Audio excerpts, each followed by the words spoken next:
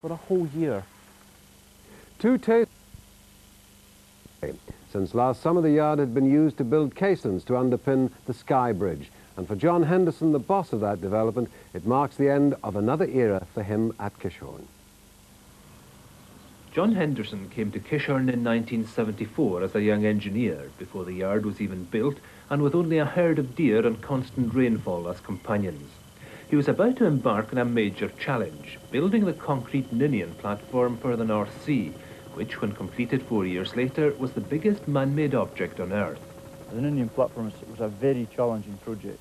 In terms of marshalling the resources that were required, the numbers of men, the plant, the equipment, to build this dock in itself, if I remember rightly, we took out something like 750,000 cubic metres of rock in a very short space of time, and it was a really challenging project in its day.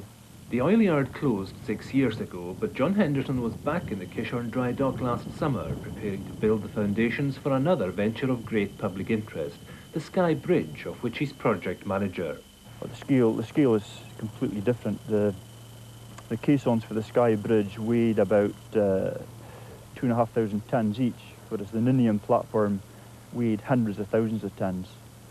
The number of men that we employed here recently peaked at about 50, and in the Ninian days there were 3,500 people here.